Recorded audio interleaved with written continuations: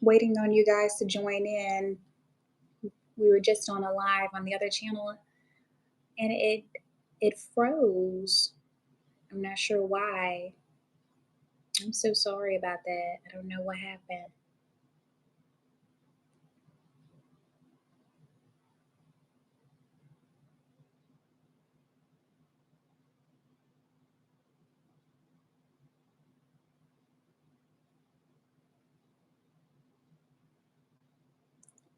Hi, John. I don't know what happened. It froze. You gotta love technology. Let's give the others. It was four others on the line. Let's give them a second to join. Thank you so much for coming back to me.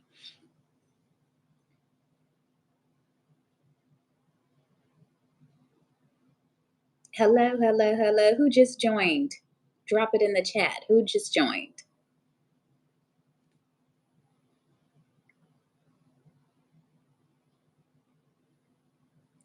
I don't know what happened. I don't know what happened. It froze and then it just stopped. I don't know if you guys could hear me anymore. I don't know. So I think I got you back completely. I'm so sorry, you guys. I know. Okay. Okay, so let's get back going, okay? So as we were as, as as we were discussing, and I hope I have you all back. We're reviewing, and Trill, you're back too. Okay, thank you guys for coming back. I don't know what happened. Oh, I love technology. The only thing that's worse, I thought it was me too. I thought it was me.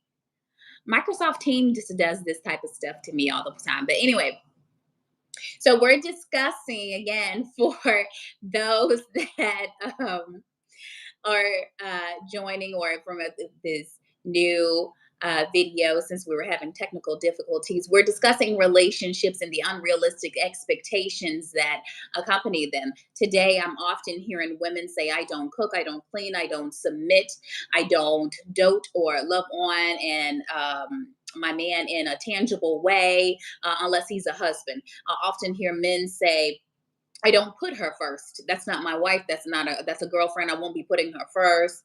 I don't take her on trips, or I don't I expense only a certain amount, or I make sure I keep a roster. All of these strategic ways that we're doing to evolve and trying to avoid getting hurt. Sometimes it's also tradition. We have grown up hearing, especially women, don't put the why would a man buy the cow if he's getting the milk for free? However, I think that's a sexual reference.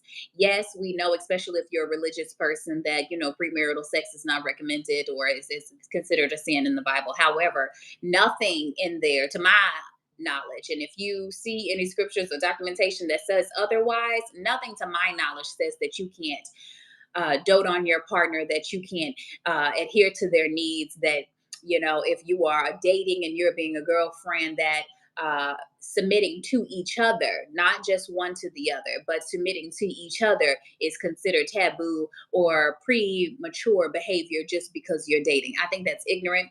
I think it's setting yourselves up for failure. And I don't think it shows you what kind of partner you're potentially signing up for.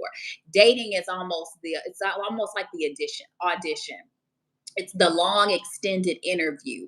And so if you don't see those things exemplified in your partner while you're dating, you're really not equipping yourself with enough knowledge of what they can and potentially will be when you do marry. So these are, we're creatures of habit. These are learned behaviors. This is things that you actually want to put into play while you are dating. It's not going to click on like a light bulb. Say, for instance, if she's not domestic and she's, say, not family oriented and she doesn't communicate, that's not something that then just switches on when you marry her. Or she has a temper, or he has a temper, he doesn't have good conflict resolution skills, or you two can't come to a compromise on what boundaries look like. That needs to be in practice. I'm not saying it's going to go in perfect, and we're not perfect, and so we can expect the relationship not to be either.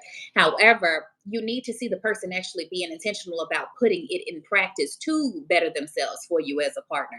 I like to use this one analogy where I say nothing else that you invest in do you go into blindly. For instance, if we were to buy shares of stock, we want to look at that stock's history, the portfolio. We want to track its performance and then make an educated decision after we've researched the company, we've researched the brand, and then we can decide, okay, this is something that I want to invest in. We may have even consult our broker and then say, hey, I think I'm going to invest in this stock based on what I've seen in their growth, based on their success rate. But that's making an educated decision based on research. So if you can apply that to your financial investments, which is something important and substantial, why would you think that blindly you're going to get an outcome with no practice, with no track record, with no history of it being successful in your relationships? Does that make sense? Does that make some sense what I'm trying to say, y'all?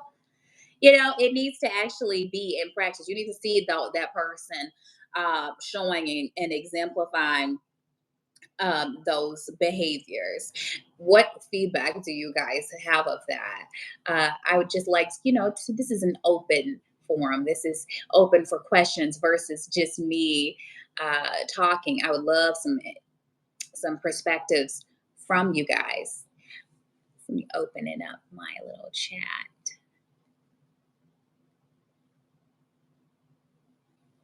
Oh, now I can see your messages.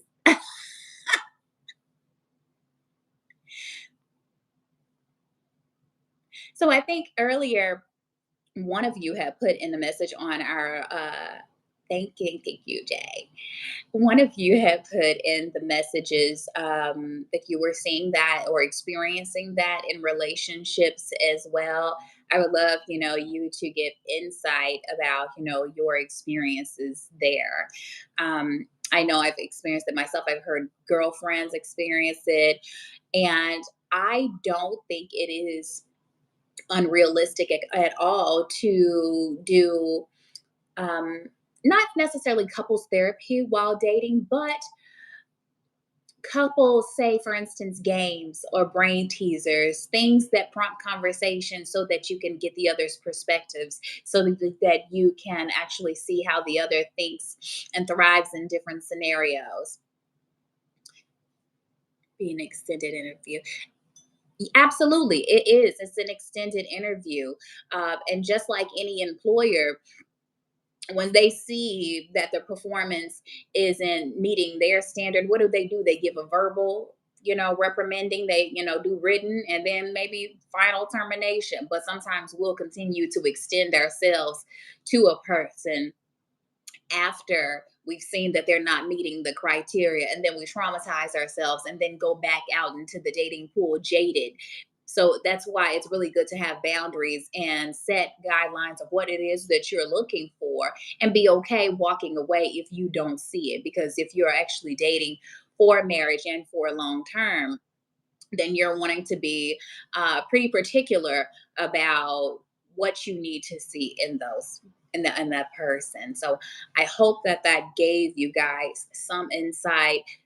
If you want to leave me some comments of some different scenarios or some questions that you might have, I can also drop you guys some different games or apps that you can try with your significant others. Start sparking some of those conversations and get their perspectives and see how they think and how they respond in different scenarios, because you want to just, again, equip yourself with as much information as you can, because this is who might be mothering your children. This is somebody who be fathering your children. So you want to be as educated as possible.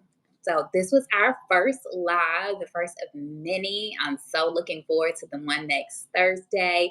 And I'm also open to you guys dropping me comments about what subjects you want us to review, what subjects you want us to discuss and brainstorm on. That sounds so good. But I'm single as a Pringle. You don't have to be single, John. It's a lot of single women out here. So try. I know y'all are sometimes frown on. Do people still frown on dating apps? Is that a thing? I think dating apps are still a thing. And if you look on some of my previous videos, cold approaching, I know it's scary, but it still works. It's still a thing. It's still a turn on to many women that men still approach in person. So, just saying, shoot your shot. So that's going to be all for our first live today. Thank you guys so much. And thank you guys for sticking with me through my technical difficulties. Okay. All right. Thank you. Bye bye.